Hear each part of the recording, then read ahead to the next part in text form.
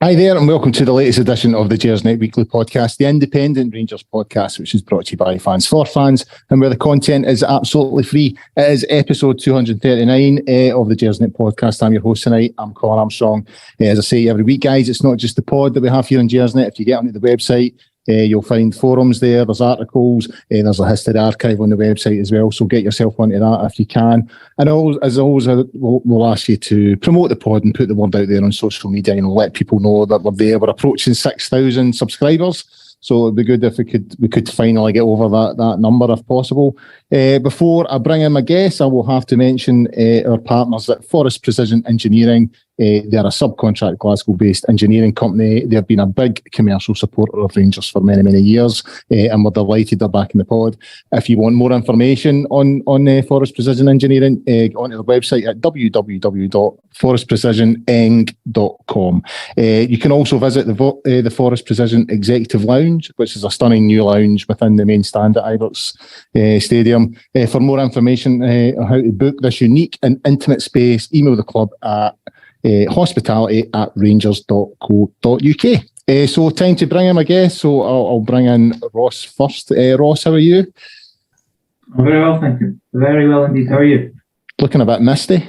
I know, I have no idea what's going on, but for some reason... You're in a sauna? Are you sitting in a sauna? Is that what's going on? It's almost like I'm coming from some kind of third world country via radio link, but I don't know why that is. Hopefully you can hear me okay, but I look... Yeah. So how did your team get on yesterday? Is it Tonbridge Angels? How did they get on? Well, if you think that the Rangers game was dull, we played out a 0-0 home draw against Braintree Town. That sounds marvellous. Which was as industrial and agricultural as it sounds. Yeah, tight game, not one for the purists. And then as I was watching that... Were defences on top, Ross? Were defences on top? It was the manager said before the game, stay tight at the back and stay focused, and you had to take your chances. So we stayed tight and we stayed focused, and that was fine. But as I was watching that game, which is why I didn't get to see Rangers versus St Johnstone live.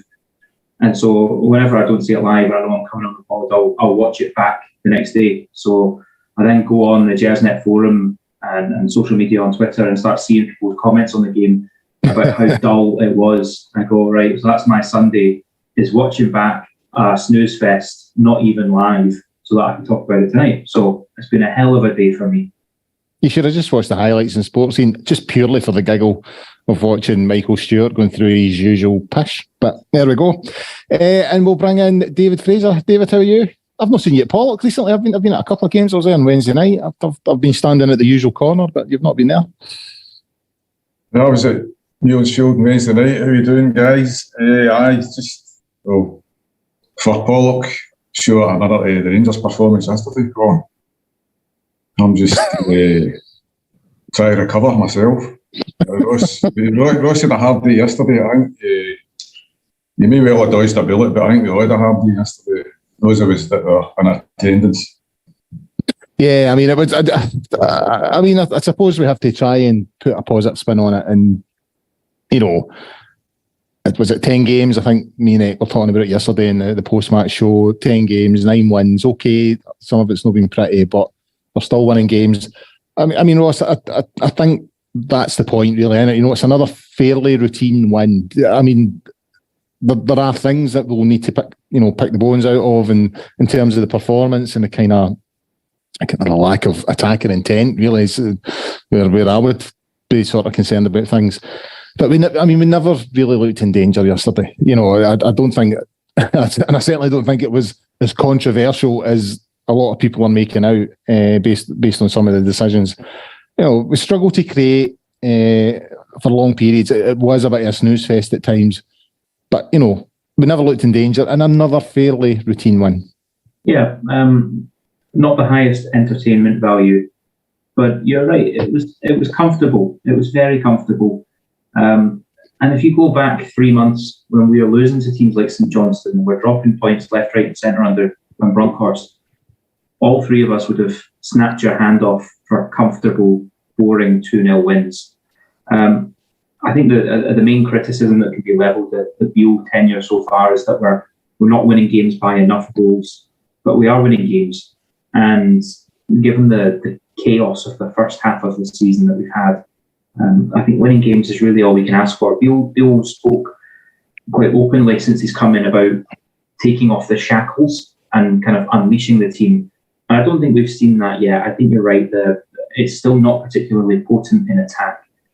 But I suspect that that's more to do with the players that we have. And obviously, we're in a transfer window at the moment, and I would hope to see that change. I would have hoped to have seen it change already, to be honest, the recruitment situation, but we'll come to that.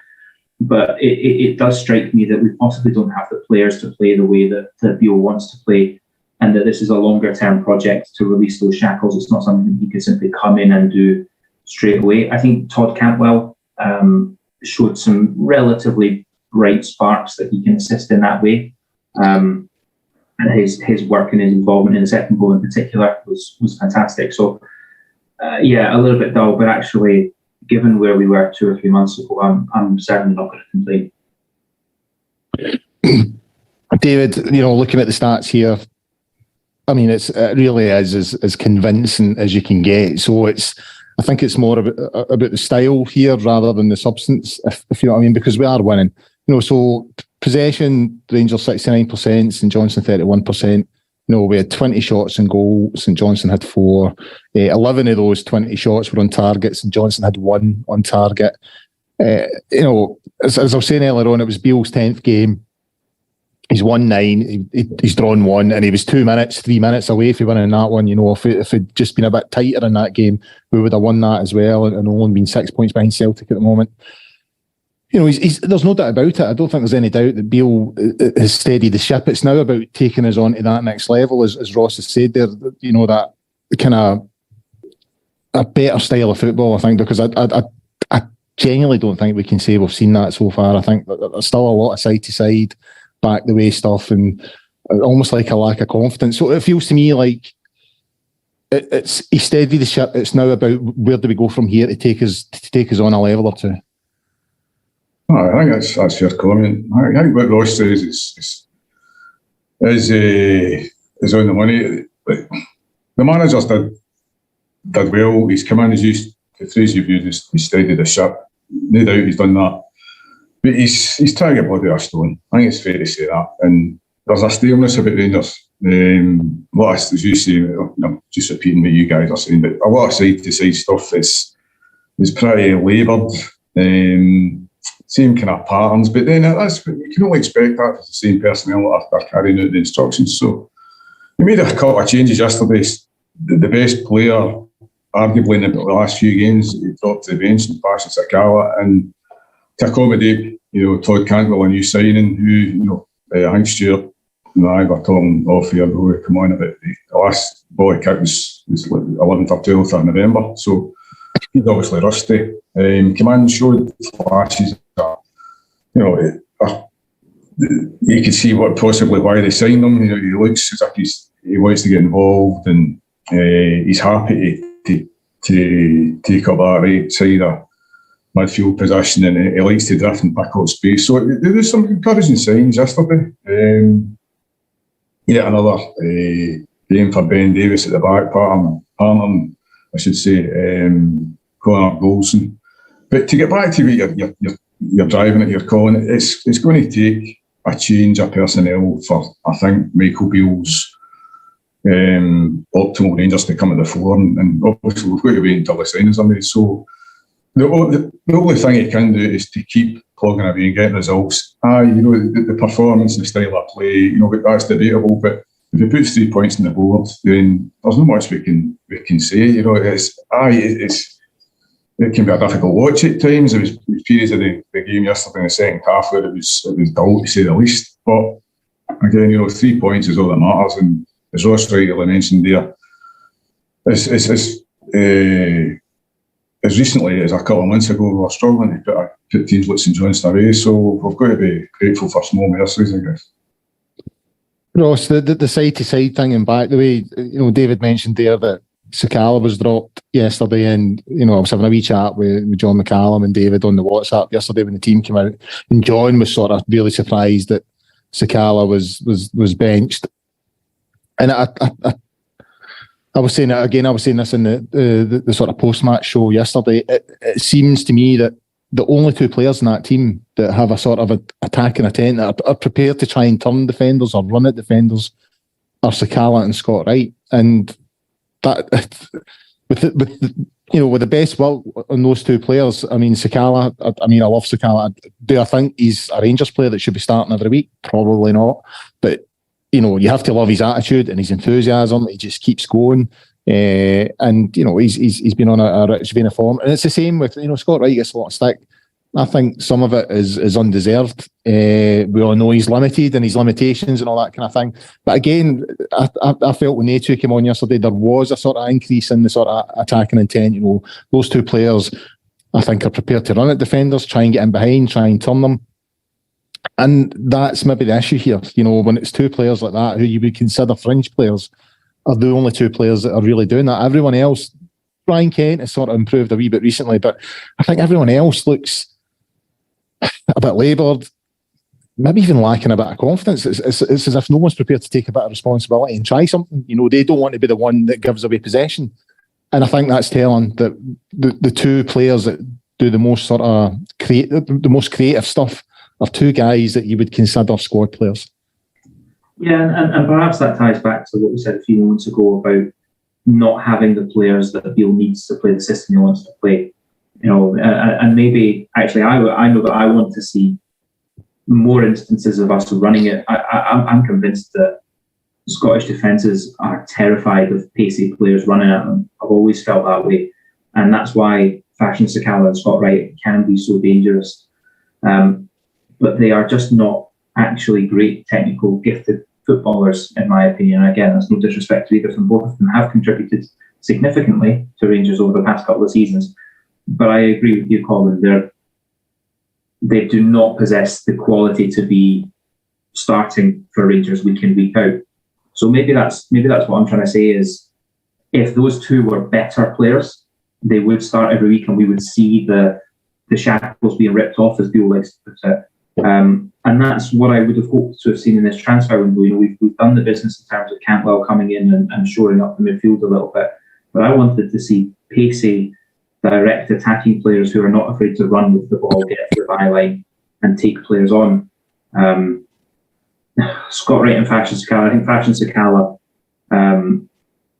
he's so lovable, he's so liked by the Rangers support, but he's still not a great player, and I think you summed him up really well. Scott Wright seems to do best as an impact sub, in my opinion. I don't think he's ever really shone brightly when he's started the game, and perhaps that's because he's coming on against tired defences and it's easier to turn them. But yeah, no, I think you're absolutely right. The starting 11, the best players at the moment, are not those that are likely to run at players and turn defenders, and I think that's why I feel watching Rangers at the moment feels so slow, feels so ponderous. I think we're all just crying out for a bit of entertainment. I mean, the fact that we're crying out for a bit of creativity, where does that leave Matondo in this equation? Because he's just out the picture altogether at the moment, and he's a high earner. Yeah, it's increasingly looking like a shocking piece of business, isn't it? Yeah, we've all seen the table of alleged Rangers salaries, and he's at the top end of that. I'm sure he probably is one of the highest earners given his pedigree. He was a very, very highly rated youngster a few years back. So it just looks like a really poor piece of business. He doesn't look up to this standard, and I don't know. It looks quite clear to me that the new manager doesn't fancy him at all. So maybe that was a Van Bronckhorst signing and it just didn't work out. I wouldn't be surprised really to see him leave on loan in the next couple of days. And I think that might be best for all parties if that did happen. David, on to the controversy from yesterday's game. 3 big decisions. Now, I'm being ironic and calling it controversy, but I do think Willie Collum has not covered himself in glory in a couple of things here. We'll go through them in sort of chronological order. So the first one was the penalty. So James Brown penalised for a handball, cross into the box. I think it came off the back of Connor Goldson, and it's hit off Brown on his arm. Now at the time, I mean, my view in the Govan rear, it looked blatant. It looked a stone waller. His hand was away out here, and it's caught it and blatant. Having rewatched it, I do kind of sympathise a wee bit for defenders in these situations, because you do think, well, you know, Connor Golson's maybe half a yard away.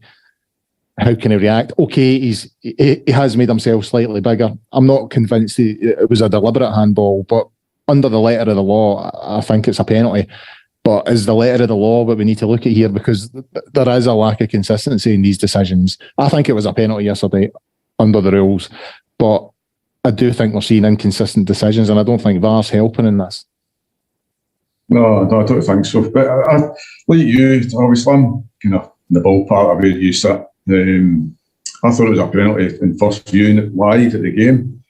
Having watched it back, when I seen you posting the agenda, I watched the SPFL YouTube channel for the highlights, and I must confess, I thought he was hard done by Willie Colin. I don't think he was making his silhouette bigger, however the interpretation is applied to the law.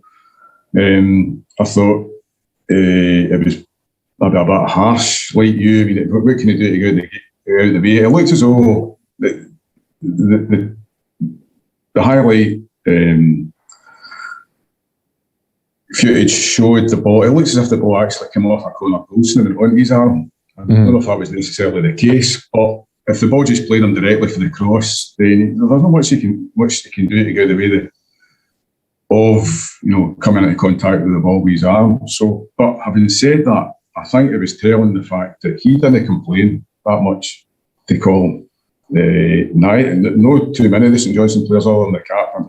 Can't even who the captain's call, but the fellow with the armband was, he raised his arm as if, what could James have done there? We could have done, yeah. So, for that, it's again, you've seen them given, you've seen balls, hit players in the box where maybe there's a slight movement where it may well be natural and fans are screaming for penalties. It's one of the ones. You've seen them given, sometimes you've seen them not. Could we possibly go back to the way that the initial law was changed, where obviously the initial law was if the ball plays your hand, it's a penalty kick no matter what. Then the law was ameliorated whereby if it was non-deliberate, it couldn't be deemed a penalty. That's the kind of where interpretation comes into it. But it's a hard one, Colin. It's look, if it was given against me, I would have been like that. What could I do there? So it's one of the ones. But if you're an attacker in the box, you're claiming for that. Of course you are. But if you're defending, you're kind of going like, we can't do that to get my man out of the way. All I would say is that on the viewing of the highlight reel, it doesn't appear to me that he made an obvious gesture to make his silhouette bigger to block the ball and by him. It almost looked, again, maybe it's my eyesight, I only watched it back once. It looked as if possibly the ball played Connor Golson first and then hit his arm. So for that, there's no way he can get out of the way. If the arm's down by his side, if the ball plays him directly for the cross, the arm's down by his side. He's not, I don't know. It's a hard one. We could talk this to the cows come home. I don't think we'd get any clarity on it, to be honest. Ross, is that the issue, interpretation? So that's where the inconsistency comes from. So you'll get similar incidents and different referees interpreting things differently.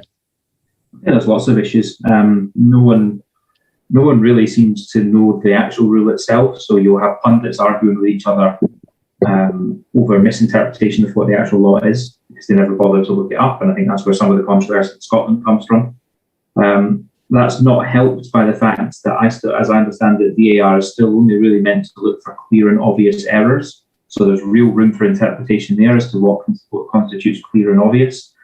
And then, what does the word deliberate mean? Well, so we're on camera tonight, so I can do this. It's not just an audio thing. A boy going like that, I mean, has he deliberately put his arm up and then the ball hits it?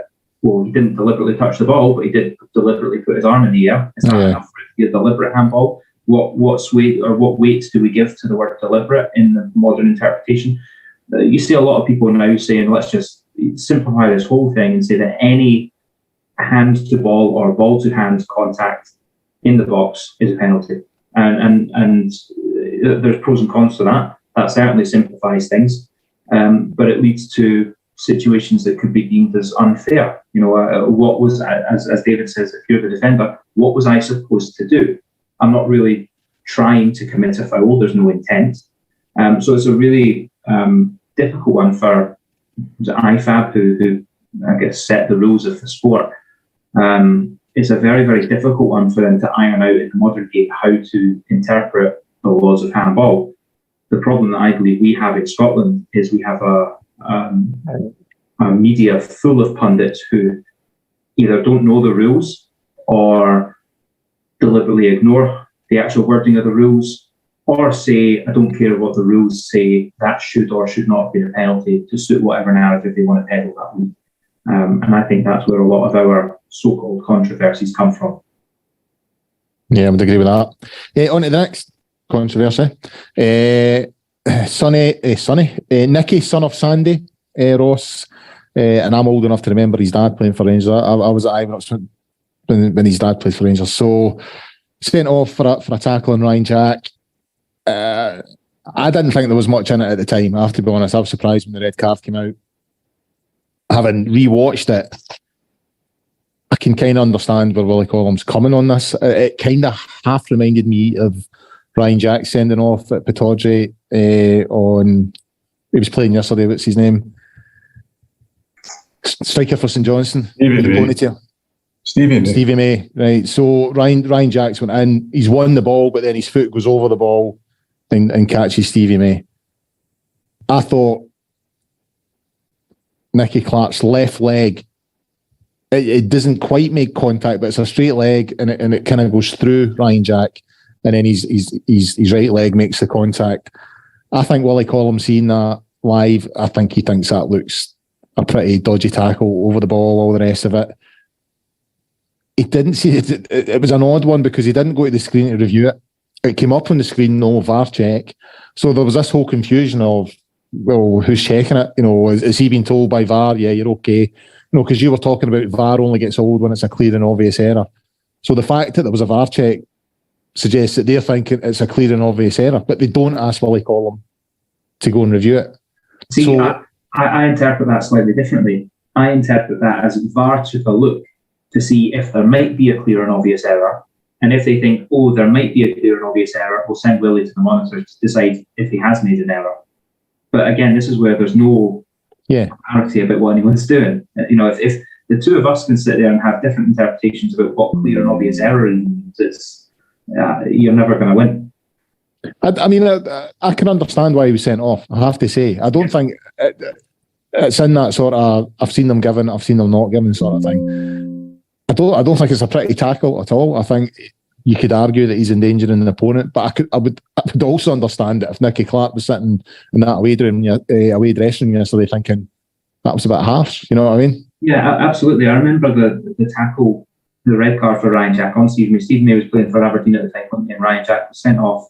Yeah, it was exactly that. He won the ball, and then his foot kind of rides over the ball and connects with Stevie May, and it was a red card. And I remember going into work the next day and showing folk on my phone going, where the hell was his foot meant to go? He won the ball, and his foot, that was the momentum that's carried him into the player.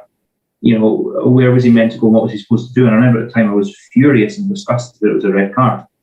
But it was a red card, and I had everyone saying, and you had lots of people online saying, well, it's a red card, he's gone in very high, and he's connected with the player too high with a straight leg, blah, blah, blah. Well, if that was a red card, then so was the one yesterday. I think that's all you can say about it. I think they're two similar challenges. Do I still think that it should be a red card? I don't know. It's hard to say. Has he lost control? Possibly. Is it a yellow and a half? As that expression, maybe it is. I don't know.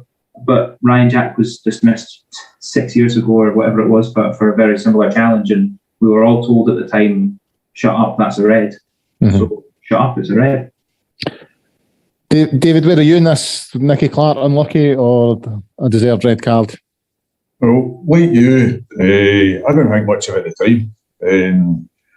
Obviously, I was conscious that it could possibly have been over the top of the ball, but when the tackle happened, I no longer, because the play was stopped, I got up and went into the concourse to get something to eat. And then by the time I came back, the VAR had run its course, and all I seen was Willie just cutting his hands across each other as if to say there's nothing to see here. Having seen it again, it was one of those tackles where you can show a bit of sympathy, I think, with Nicky Clark, and so far as his body position, he's obviously reaching for the ball. The camera angle didn't do anyone any favours. I think obviously the highlight that I seen anyway was Jack's obscuring your view of what Clark does. But I think to pass all that back, he's been over the top of the ball. So that can be interpreted as endangering an opponent. Yeah. But obviously, you're going to come on to discuss Ryan Jack's tackle on the box next. One motion would tend to inform why the next, wasn't deemed to be a sending off. I think that's the best way to put it. Nicky Clark can concern himself and look. I was amazed that he was sent off. But having seen it again, if you go over the top of the ball, you're under risk of incurring the wrath of an official. So it's one of those. Although having played football myself, you look at it and you think, is it a harsh one? But the way the game's going, Colin, you cannot tackle in that manner. And see, you can't, to go briefly on the Ryan Jack tackle. Ryan Jack against Stevie Mate Petodri, obviously it was the inside of his foot. It wasn't his sole of his foot, it wasn't the studs that caught Stevie Mate in the shin. It was just the inside of his foot, his instep. But he still went over the top of the ball. So it's his momentum. So you can see where officials are, maybe rightly castigated the fans, but you can see to both sides of the coin, I would say. But Nicky Clark can consider himself unlucky, but then again, he could have badly injured Ryan Jack. And to be fair, when I seen him get in, I thought, good chance Ryan Jack could do it for weeks here. That's such. He's run a lot with injuries, but there you go. On Ryan Jack, he was the next moment of controversy, literally 30 seconds, which maybe gives an idea of Ryan Jack's mentality at the time. He was obviously angry at that tackle, which maybe gives an insight to how he viewed Nicky Clark's tackle. Incident on the edge of the St Johnstone box. Again, where I sat in the government stand, it was hard to tell. You just seen him going in. I watched it on the train coming home, and the view was from the Broomlin, so it was a camera in the Broomlin. And watching the direction of the ball, I'm thinking, Ryan Jack's got the ball there. He's got the ball, and then he's followed through on the player. Having watched that a couple of times again today, though, on the same site that you were watching, I think the St Johnstone player gets the ball first, and Ryan Jack gets his ankle. So I genuinely think Ryan Jack was a wee bit lucky with that one yesterday. But I can understand, even with Willie Colin going to look at it on VAR and on the screen, if he's seen that view from behind the goal and follows the direction of the ball goes the direction that Ryan Jack comes in. It looks like Ryan Jack gets the ball first. And I think that's maybe why Willie Collins looked at it and thought, no, he's got that first, so, it's only a yellow card. But I've watched it 2 or 3 times today, and the more I watch it, the more I think he might have got away with one there. I would agree with that. It looked in real time as though he'd won the ball, and then obviously come into contact with the St Johnstone player. Is it dangerous? Is it out of control? Aye, you could interpret it that way. Does he win the ball? Aye, it looks as though he does. Is he leading with his studs? Undoubtedly, that's how he was booked, presumably. But he's not going over the top of the ball. That's I think, in Willie Collins' favour as to why he never sent Ryan Jack off. I think or gave a penalty. I think that's where Willie's coming from. But like you, I've seen a couple of clips from the Broomlow, and there's a bad debate about what comes into contact which first. And I think it's you can see why people are going like, oh well, he's certainly going to win the ball there. But then if you look at it a slightly different angle, and it looks as though he plays it well. So it's one of those ones where it's 50-50. So you put yourself in the shoes of both Willie Collum on the field and play, and I think Nick Walsh was a VAR referee yesterday. So you can see why there's, you see that the camera doesn't lie, but obviously in some instances it does. Yeah. Ross, what about yourself? I mean, obviously we've had issues with Willie Collum. He certainly doesn't cover himself in glory sometimes, but having watched that 2 or 3 times today, I can understand why he thinks, it's just a yellow for Ryan Jack. He's won the ball, but he's maybe went in with excessive force. Yellow card. I've rewatched it a couple of times, and I actually think the St Johnstone boy gets the ball first, and Ryan Jack catches him on the ankle. Yeah, I think I would feel aggrieved if that was the other way around. I wonder if also the height of the contact, he's making contact at a very low level rather than halfway up the shin or towards the knee. I wonder if that plays into the thinking. But at a risk of sounding like a broken record, I think it comes back to the clear and obvious thing. If I'm remembering correctly, Willie Collum did go and have a look at this one on the monitor, didn't he?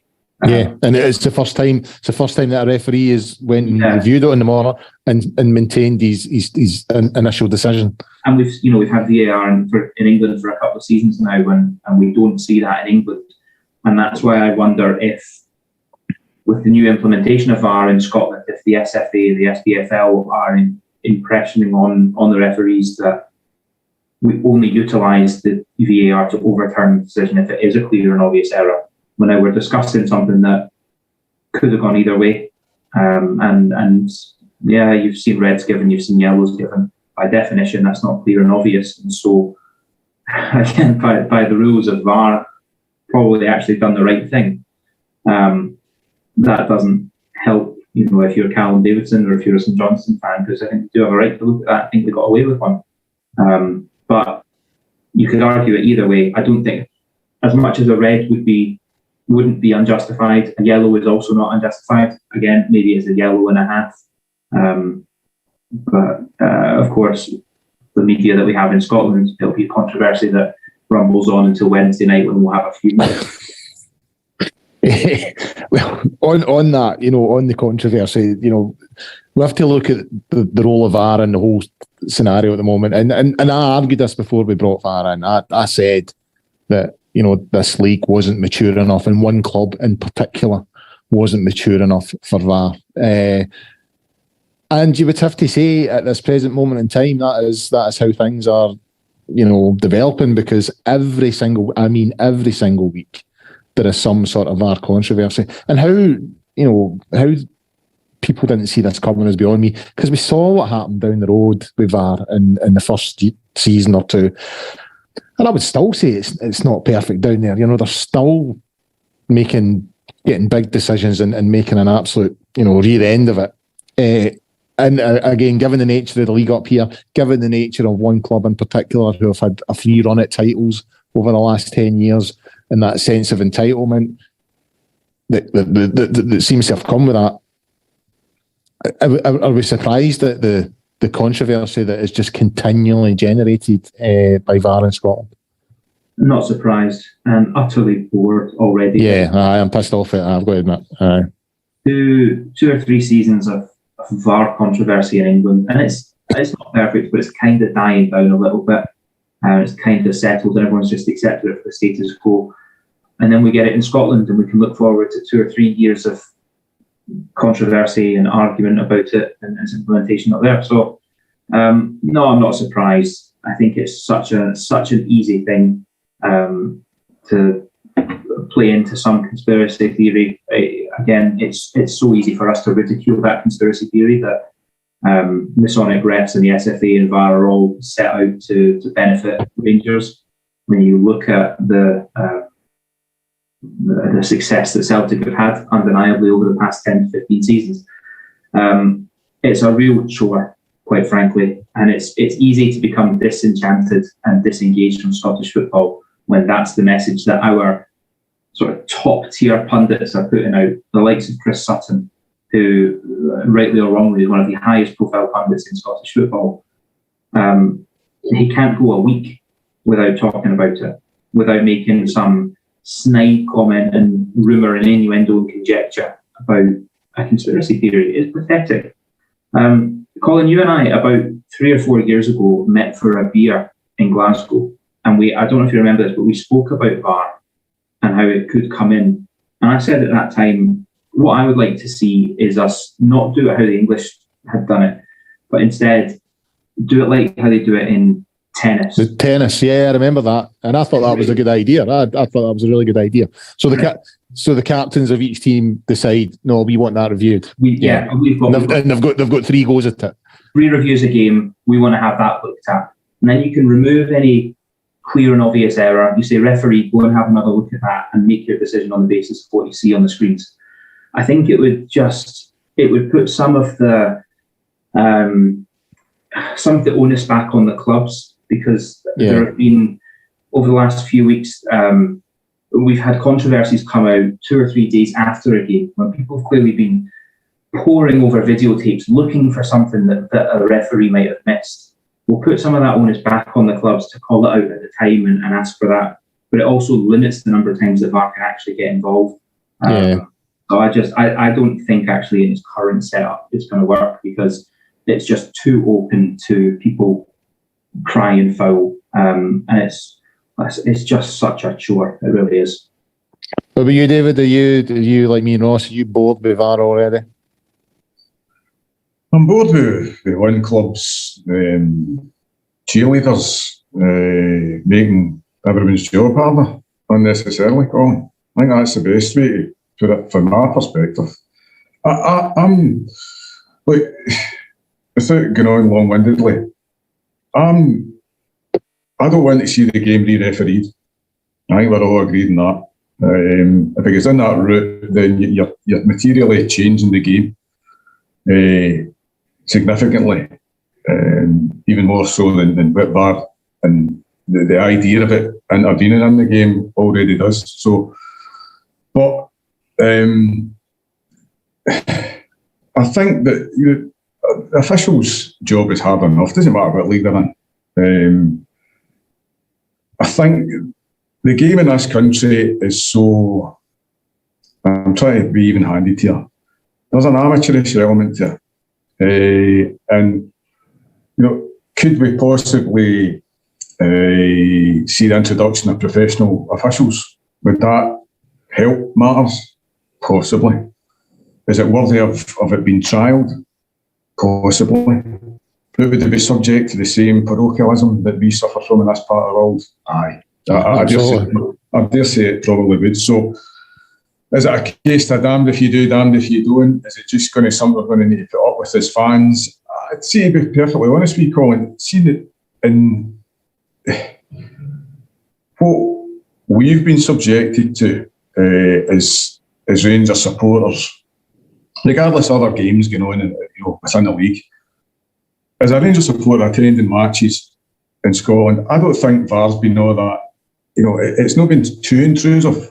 Has it been intrusive enough? Some people would maybe argue the toss and say, VAR should have intervened there and it didn't, blah, blah, blah. Even in Europe, I don't think, a lot of people would say Rangers would have got to the Europa League final without the help of VAR, blah, blah, blah, all that tired stuff. But as a Rangers supporter, I don't think VAR's really impinged too much in my enjoyment of matches. I've not come away well like that. Let's get this VAR. Get it so far away from me, it's untrue.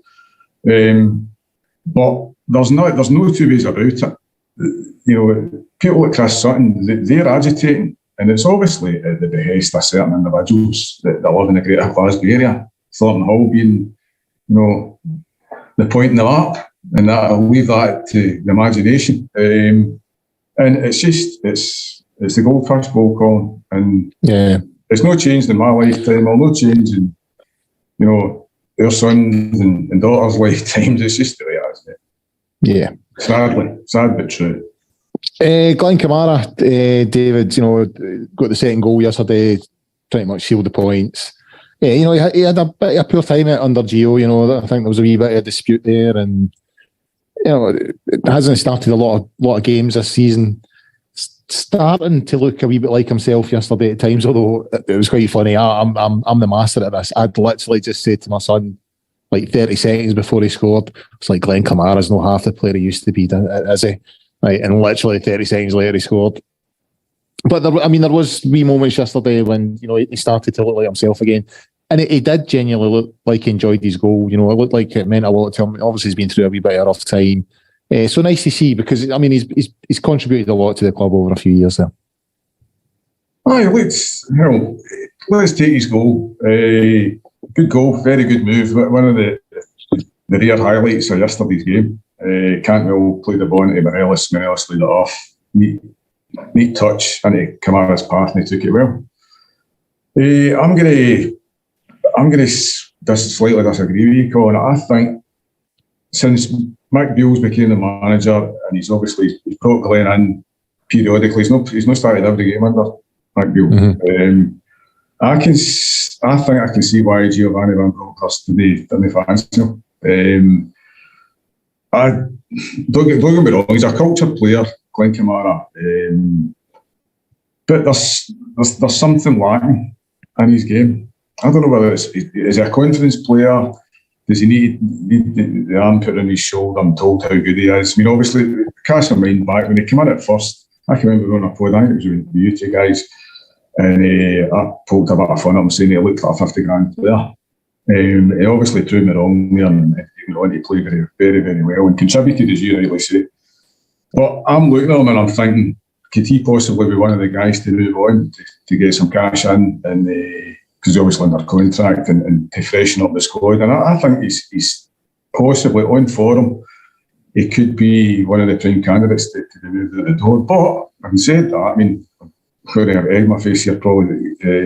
Michael's been on record and saying that he's a type of player that he like to build the team around. So, look, if he's going to be here in the longer term, I'd like to see more from him. I think there's a number of players, whether it's confidence, whether it's a hangover to the Van Bronckhorst era or not, I think I'm not contributing enough. I think I'm going to hold on in Mr. Morelos here. I think the weight that boy's carrying is an utter disgrace. And I think when we were talking about how slow and laboured the play was yesterday, a lot of that's down to Mr. Morelos. So he's not there though alone. I think that there's more to come for these players, and whether it needs somebody of genuine quality to come, a standard above these players to come in and lift the whole thing. That's debatable. Is that going to happen under the current regime? I very much doubt. And the kind of, I think the expectation of playing solidly every week and playing at a level every week is the shirt's heavy again. It's back to the same old chestnut that we've talked about at length over the 5 years we've been doing this.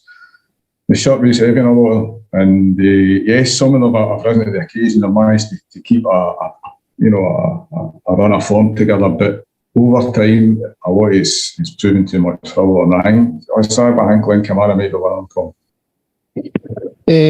Ross, Yanis Hadji, been out for a year, made his return yesterday.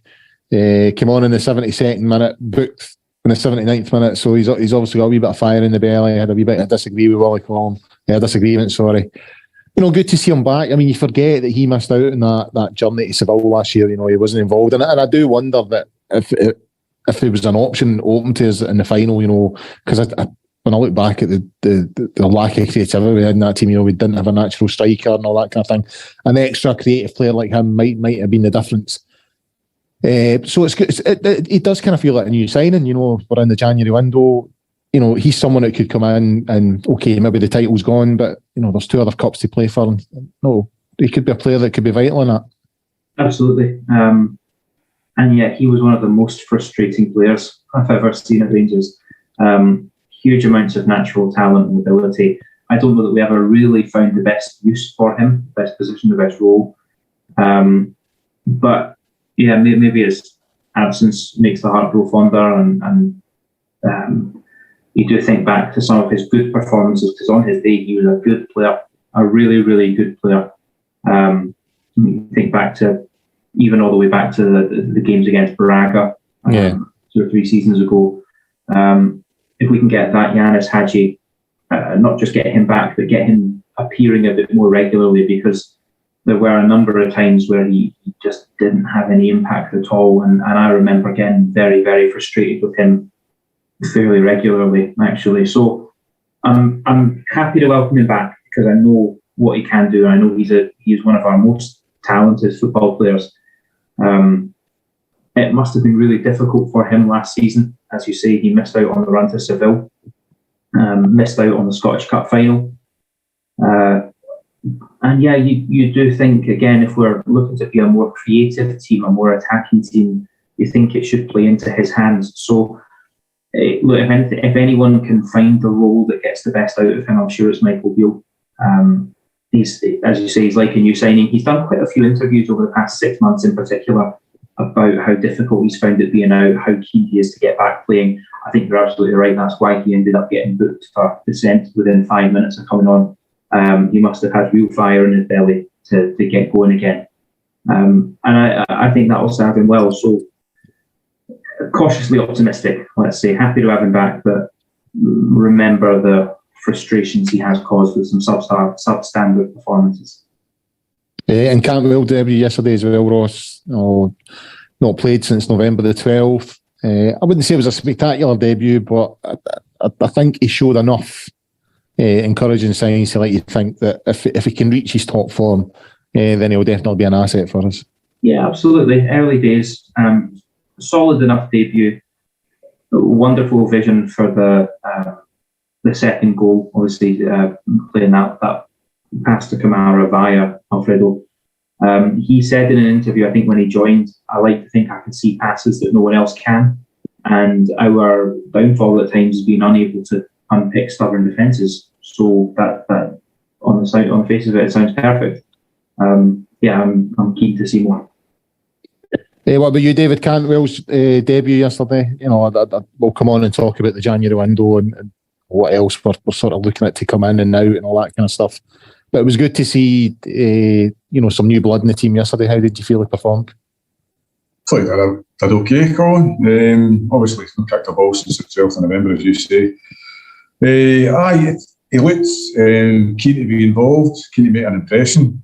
He's obviously lacking a bit of match sharpness. You could see he was maybe labouring a wee bit when the balls he might have got to, obviously couldn't beat. I think that was quite glaring. Look, I'm saying to Stuart off here, I'll be honest here, there was nothing, outstanding where I go, there's something really different there.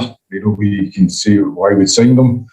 I thought he was very, very similar to what Alec Lowry's looked like when he's come into the side.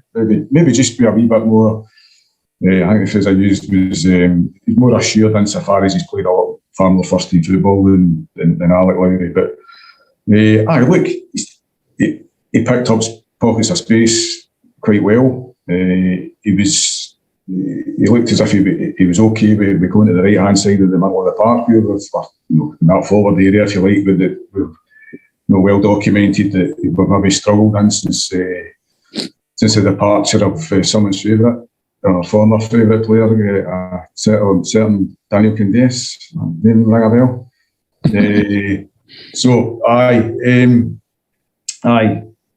He looked okay, Colin. It's Josh rightly says, it's early days. We'll need to wait and see how Todd pitches up when the serious stuff starts in the not too distant future.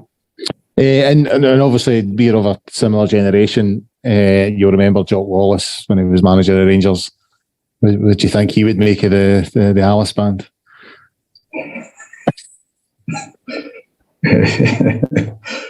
Let's not go there, Colin.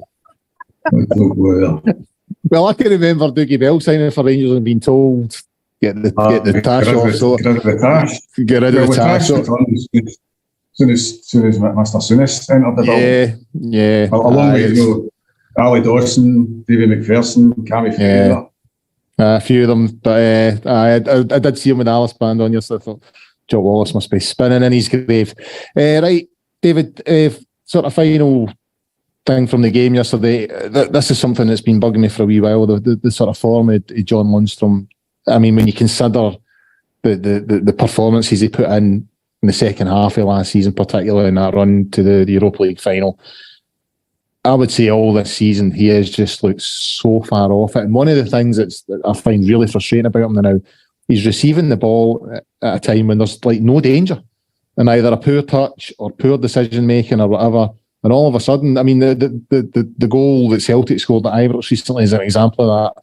You know, he was the first one that sort of put a bit of panic into things. It's went to Morelos, he's put the ball across, and then all of a sudden we're behind it. But it started with Lundstrom, and he'd done it 2 or 3 times yesterday, getting the ball in plenty of space and then turning into trouble, taking a poor touch, laying it on to someone in the opposition.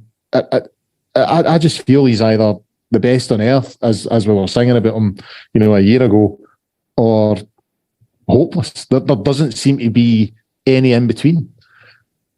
No, I mean, he's struggling, Colin. I guess, you know, most people can see that. But I mean, it's came to light there recently. Further, the manager's making excuses for him or not, it remains to be seen. But Michael's said that he's been playing with injections, taking injections, so he's obviously been carrying something. It's a difficult one, Colin. I've been yesterday, just to hark back to Todd Cantwell. It looked to me yesterday like Rangers have kind of reached a ceiling of player level. It looked like an English Championship team on the pitch yesterday. Now that might seem totally left field. It might seem unjustified in terms of how I'm trying to encapsulate not necessarily criticism, my critique of the Rangers side on the pitch. And John Lundstrom, obviously he's played Premier League football for Sheffield United, but is he all that clever a player? You know, we're on Everton's books as a boy and get let go. So you're asking yourself the question, you know, how good is he? Now, I'm not good for a second suggesting that players that are at big clubs that get let go, deemed not good enough and get let go, can they go on to become very, very good players? I'm not oblivious to that fact. But I think given John's form in the latter half of last season, you know, we're expecting that same level. And he's one of the main players. He would appear to be one of the kind of leaders in the dressing room. You know, I think it's fair to say that the younger players look up to him. He certainly commands a bit of respect because he's, you know, where he's played and that sort of stuff. I hark back to the Scottish Cup semi-final when we went through Calvin Bassey for not doing his job correctly, shall we say. So I think when you've seen a player that's obviously started in inauspicious circumstances like he did, to cast a mind back the Hull game, to come to the level of performance that he did in the latter half of last season, especially the run to Europa, we've come to expect that from him. And I think it's just one of those cases that he's not that good enough a player when he drops at a level, it's quite glaring. But if he's playing an injury, he's not human. So let's hope that he can rediscover a bit of fitness. And I think we're all scratching for every single player that's playing in there is scratching for a bit of rhythm. And it's, you know, but we're still getting results. You know, so that's hopefully, to get back to it, hopefully John can rediscover his form at last season. Ross, final point for yesterday. The Emerson House opened yesterday, the new Emerson House. There was the fan zone and all the rest of the shop was open. The museum's obviously still not finished, and a couple of other wee bits of bobs still to be finished. In typical Rangers Twitter fashion, you know, there was a lot of negativity surrounding it yesterday. People moaning £5 a pint, all that sort of stuff. So where do you stand in this? Do you see it as a wise investment? You know, something that helps build the infrastructure of the club? You know, because that is something we need to look about. And you know, when you consider, you know, the amount of pubs in the area, I don't see anything wrong with Rangers trying to tap into that and giving something for support, a place for supporters to go before the game. So do you see it as a wise investment, something that's, you know, needed, or is it a waste of cash? You know, could this money be better spent bringing in new players and strengthening the squad, etc., etc.? First things first, £5 a pint, I can't see anything wrong with that, personally. That might be... It was a fiver for a pint of Skull, though. That's the difference, you know what I mean? My local up the road here is 7.20 for a pint. No, but you're in London, and London's bonkers, isn't it? So it's tough. You can't compare. London and Govern's two different things. A world apart, aren't they? But I think I can see why this project has been undertaken. It does have potential, a lot of commercial potential, I should say. I think what's going to be important is finding ways to maximise that away from match day.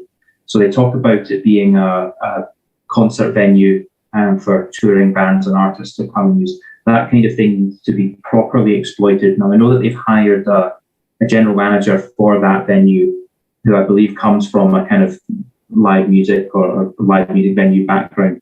So what the business brains at Rangers Football Club need to try and do is separate this enterprise away from the football as much as possible, in my humble opinion. It needs to be a diversification of revenue streams and finding ways for that to be a 5, 6, 7 day a week venue, not just once every fortnight when Rangers are playing at Ibrox. If they can do that, that's where the real revenue generation comes from. It's from finding ways to tap into a market that is not the three of us. It's not Rangers Football Club fans. It's finding ways to tap into whoever it might be, Taylor Swift fans or Stormzy fans, people who might not otherwise come to Ibrox. AC/DC fans? ACT. That's my biggest frustration with the whole thing that happened in the last couple of days, is that they actually got people thinking that AC/DC might be putting on a gig, and instead they go and release the AC/DC range of merch. Right. My very, very final point on this week is how many Celtic fans were putting their AC/DC vinyl collections on eBay yesterday. Absolutely. Yeah, I know. I was always a Led Zeppelin man. That kind of. Yeah. So, look, that's. I think there's real business potential to it, but I think we have to stop seeing it as part of the football club and see it as another business, almost, that falls under the umbrella of the Rangers family of businesses. That's how I would view it. Try and maximise the revenue 7 days a week, and that means looking further than Rangers Football Club fans. Right, guys, on to the January window. Obviously, I think it finishes on Tuesday. It closes on Tuesday. It slams shut on Tuesday, as they say. So obviously, we've got Cantwell in. A lot of frustration amongst supporters that not enough business has been done. Michael Beale gave an update yesterday in his sort of post-match press conference on Nicholas Raskin. He says the player hasn't signed the pre-contract. And it's now been reported that Napoli are interested in him. So, that one looks like, if there's any truth in that, then it looks like we're facing stiff opposition to get him signed. Morgan Whittaker, no further movement. Beale made a couple of interesting comments. He says there are not only two names we're looking at. I wouldn't be surprised if it's different names, or this is the thing that worries me, or no one at all. Right. So he says, I knew that coming into the club that this window was around the corner, but the club might have targets that don't fit my idea or plans, and vice versa. The ones that I want might not be available now. The money's sort of there to be spent, but it has to be spent on the right ones in terms of players. So I'll bring the two E's in on this. David, is that maybe the issue here in terms of the ends? The time of the management change. Has it maybe been the case that Rangers had deals in the fire for the January window, and Beale's come in and went, actually, those aren't the players that I'm interested in? Or are the club just holding back at the moment and maybe looking to the summer window to do their business? Well, it could be a case of both, Colin. If Ross Wilson's been trying to work in deals whilst Gio's been the manager and Michael's come in and said, no, I don't fancy him, then that's par for the course, isn't it? Is that a case of, as you rightly say, the players' availability, or players, possibly going to be signing pre-contracts with a view to coming in the summer? Again, could well be the case. Let's take, if you don't mind me taking Morgan Whittaker as an example, I'm going to contradict myself here, but I said a couple of questions back. First of all, I've never seen the boy play, so I'm kind of possibly leaving myself open to criticism here. But when you think that a guy that's been let go and deemed not good enough for Derby County's youth system to go to Swansea City, you've got to question whether he has the makeup to be a success at Rangers. And where I'm coming from out there is, as Rangers' level of ambition starting to reach its natural ceiling, if that is the case, that would concern me greatly, because I don't really see that the Rangers achieving their kind of public ambitions without these levels of signings. Nicholas Raskin, different kettle of fish entirely. Again, I've not seen him. I've adopted the view that I'm only going to start looking at players when they're actually signed. And you mentioned a player earlier on, Rabbi Matondo, whereby highlight reels that appear on YouTube can be, how should we put it? Flattering. Yes, open to interpretation, subject to severe interpretation, shall we say. So I was taking the view that, if Nicholas Raskin signs a cheap contract, then I'll maybe look him up and see what he's like. But what I've been led to believe is that he's a young kind of Ryan Jack type player. I don't know if you guys can come in and either concur with that or put me right. So I couldn't. These players, I'm enthused by being linked to these players. Difficult to say, but do we need fresh blood? Undoubtedly. Do we need fresh blood this window? I would say undoubtedly that we can't stand still. We can't wait until the summer. But having said all of that, if players aren't available, they can't sign players that aren't available. So it's as simple as that. Hopefully, we can maybe get someone else in, whether it's loans or whether it's permanents. I don't know, but for all that, I think it's safe to say that we need a couple of degrees higher in the levels of quality, and they're going to cost money, as we know all too well. So is the money there to secure that necessary uplift in quality? I've got my doubts.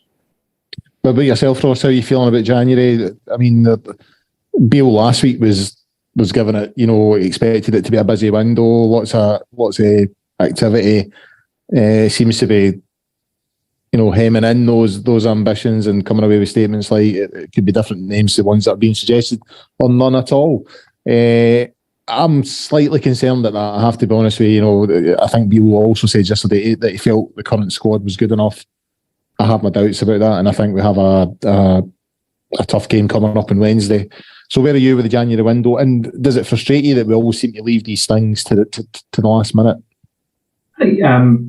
Yes, it frustrates me because it suggests or could indicate that there could be an element of panic to come in the next couple of days and try and get bodies over the line.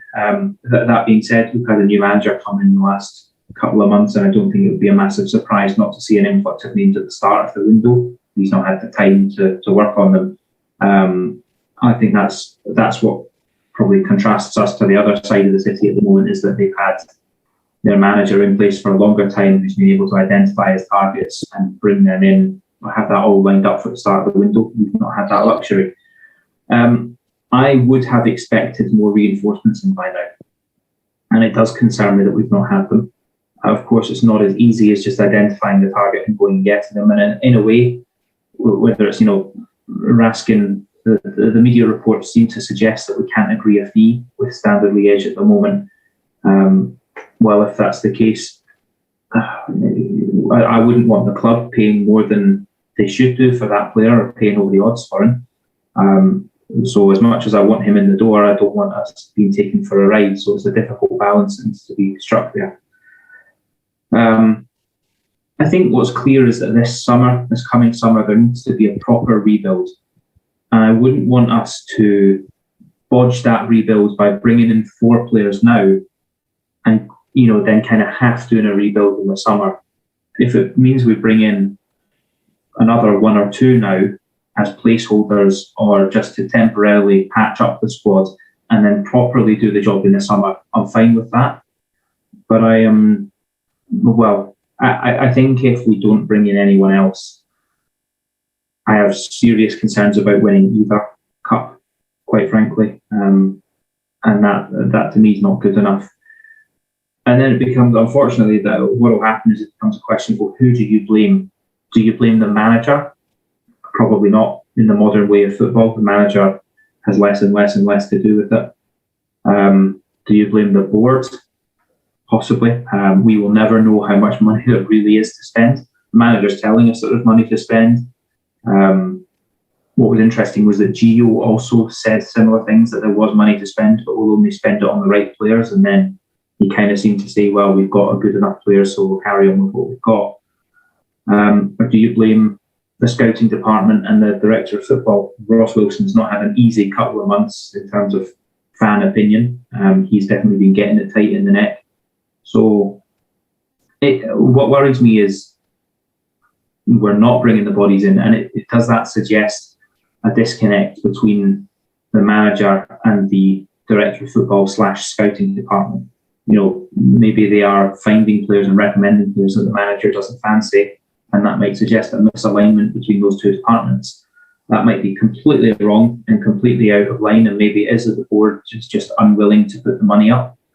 But I would find that hard to believe. I would find it hard to believe when the board found the money for players like Rabi Matondo, or the salary that we allegedly paying to players like John Lundstrom. I do think they have put the money up where necessary. So I don't know why it's taken this long. I don't know what's stalling, but I do sincerely hope we see at least one or two more in the coming days. Well, time will tell. We'll find out over the next coming days.